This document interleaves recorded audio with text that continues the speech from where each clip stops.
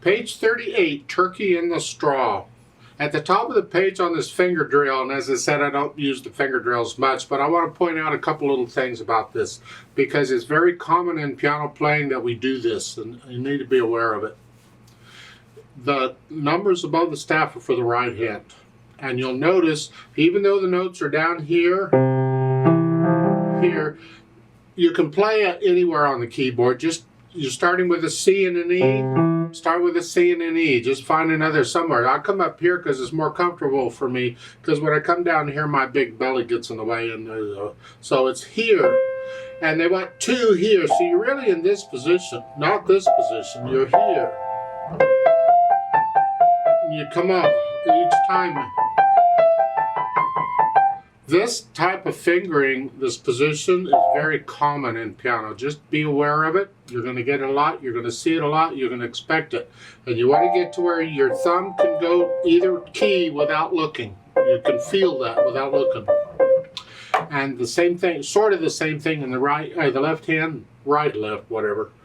It's here and the 4th finger here.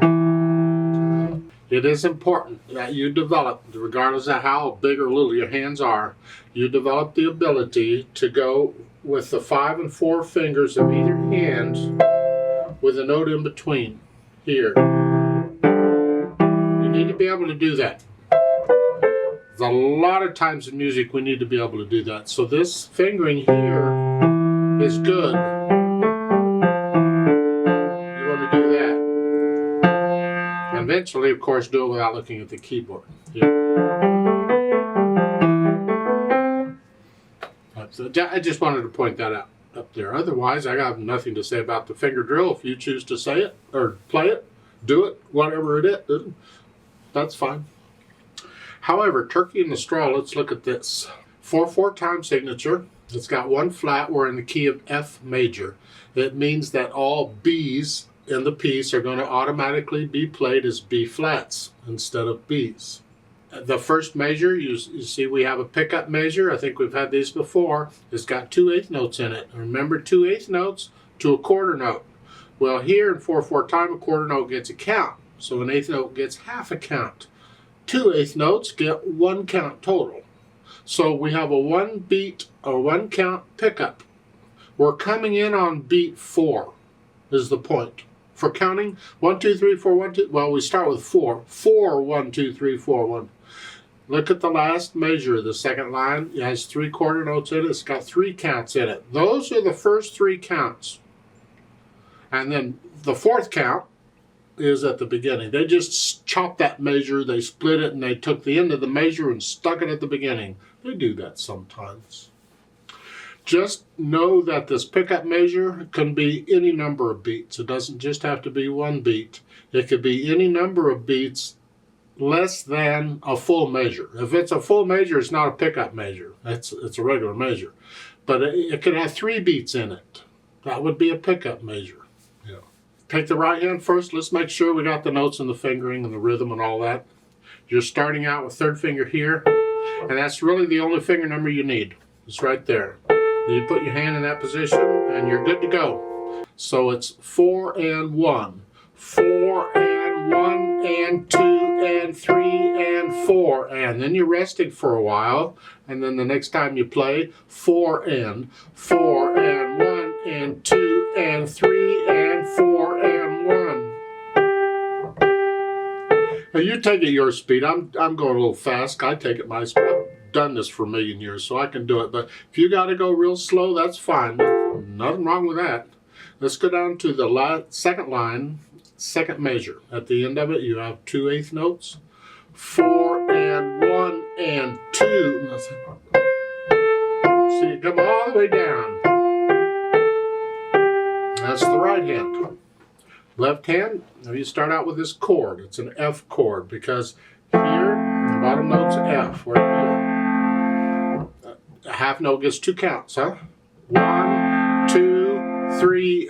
Beat 3, you're resting, and then 4 and 4. Don't forget the B flat. It's in the key signature. 1 and 2 and 3 and 4, and then the chord again, and then the next chord is almost the same except it's a B flat here. instead of here, and that's 2 counts now. So again, the last 2 measures of the first line. 1 and 2 and 3 and 4 and 1, 2 and 3 and 4 and 1 and 2 and 3 and 4. Put the hands together here. And again, when you first put the hands together, you're liable to hesitate, all kinds of things. That's fine. Don't worry about it. We're just trying to figure out which fingers in each hand are playing at the same time.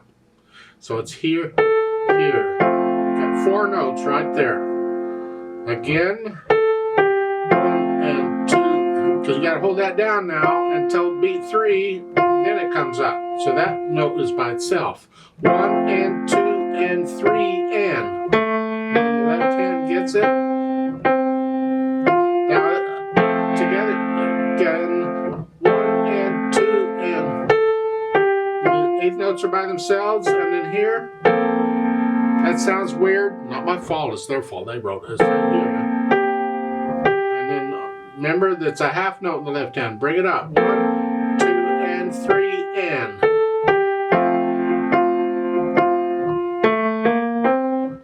You go through and put the hands together. Then go back through it however many times it takes, no big deal, and get rid of the hesitations. So the beat is a steady beat. You can go slow, doesn't matter, but it's got to be a steady beat all the way through. No hesitations, no wrong notes, none of that stuff. You can speed it up later. This is a happy piece, so it goes rather quickly, but it has to be your quickly, not my quickly. My quickly is this.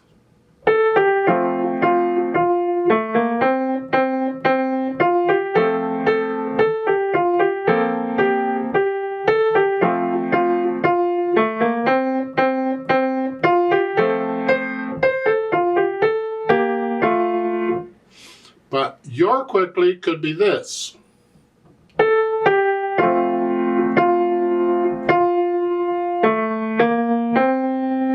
Doesn't matter. It has to be accurate. It has to be correct. That's what matters. So you go through and learn it.